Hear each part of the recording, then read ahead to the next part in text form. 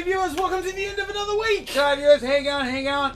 I swear to God, we did this on Friday. It's going to be very early Saturday morning before this goes live. But we did it on Friday. Totally fucked up Friday on a Friday. On a Friday. I showed up and everything. Yep, and we're on the way. And look, I know a lot of you are worried about us. Like, no Tony Abbott. I know, right? You Tony think... Two Donks, the man with two penises, is gone. You think we're going to be bereft. We are bereft.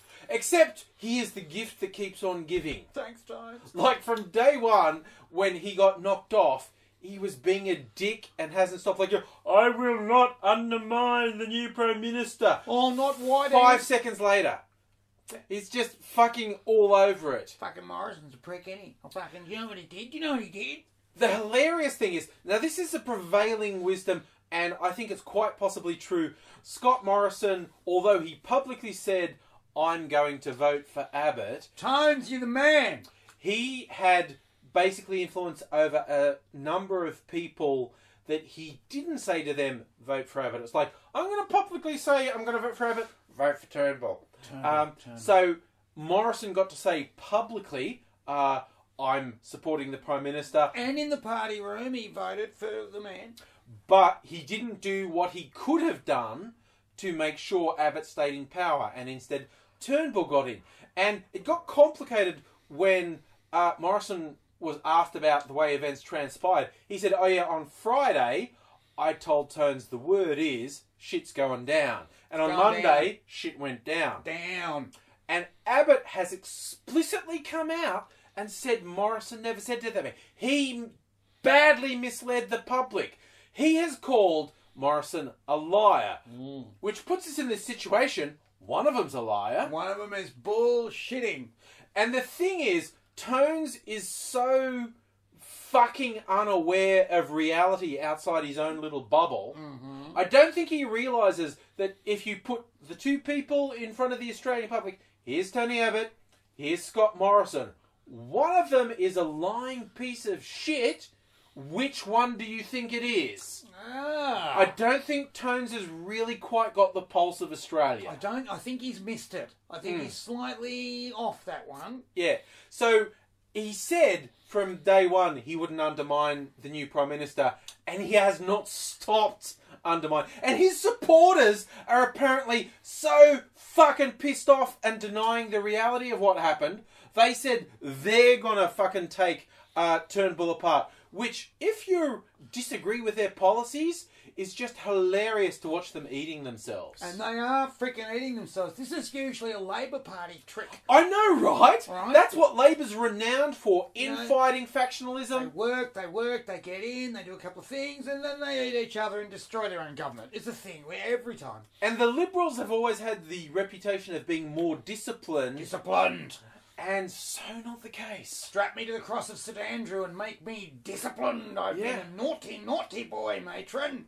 To the point even Bronwyn Bishop has gone on record to people saying that she voted against Abbott because he made her resign over the whole Choppergate affair. Which is fucking mind-blowing. The only person that wasn't spitting on the shadow of Bronwyn in those last days where she was single-handedly bringing the government down on her own Hindenburg style. I'll shoot a fiery arrow into my own nether chopper. Only person who was helping her was Two Tonks, and she's fucking turned on him. Yeah, because he did, after like 2 weeks, eventually said to her, there is no alternative, you have to go. You've got to go. And she's taking that person, instead of focusing on, he defended me for 2 weeks when no one else was. No, in the end, he faced reality and said, I had to go. So she voted again. That was fucking evil. That was cold. People say, do you ever feel sorry for Tony Abbott with how fucked things have turned out for him? And go, well, honestly, no. No. But close. He crippled me. When Bishop turned on him like that, that was like, fuck, that's bad. That's got a sting come morning. Yeah. But look, the world's not just about Australia. And when we look at a bunch of stories every week to decide what we're going to talk about. And we have our own sort of internal moral compass, let's call it. Well, let's not call it a moral compass. Let's call it a guide. Yeah. And honestly, you know, it's the old punch up, don't punch down. Yeah. Try and avoid making light of people dying and whatnot. But sometimes you get these ones where the headline looks funny, but the story actually isn't. It's not.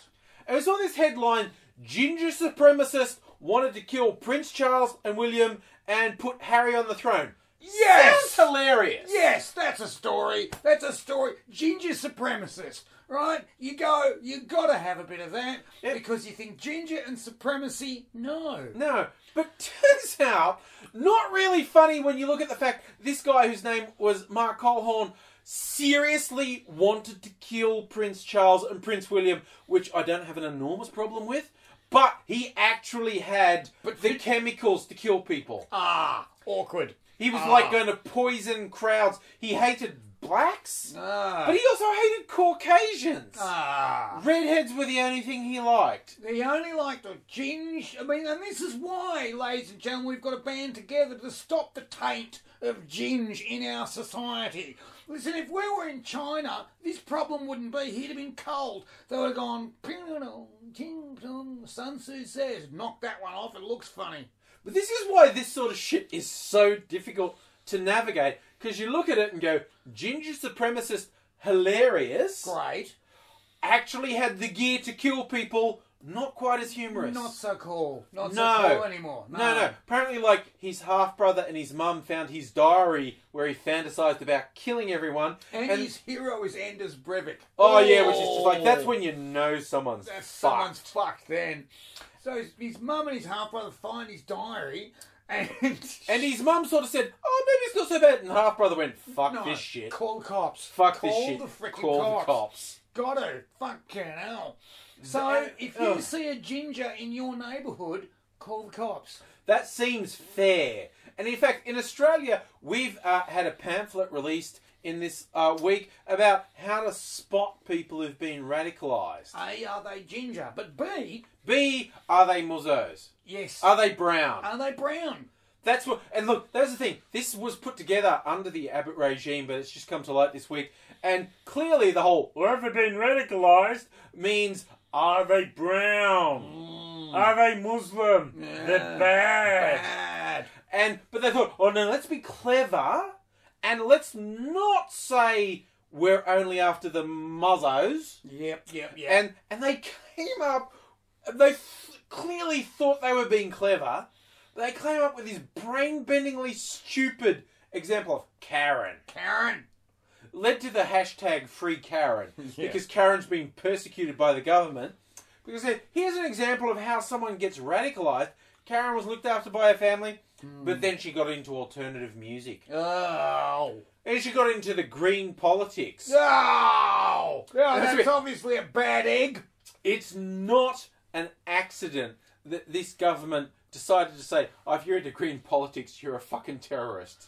Mind you, ladies and gentlemen, I got to say, after reading that pamphlet from pamphlet to flet, I am a bit upset because someone I know could have been fucking radicalised, is what I'm saying. If alternative music is the problem, I'm just hoping ASIO doesn't see the playlist on my iPhone. Oh no, I've dopped it in. I've put it through the iTunes store. I know where he's going. And bloody green politics. Could you just patch yourself down? I want to know if you're packing jelly night there with your bomb vest on. I'm going to go and blow up some tractors and stuff because I've been listening to too much Billy Bragg. Bloody oath. And he's behind me, bloody bums to the wall, and I'm supposed to be the fag.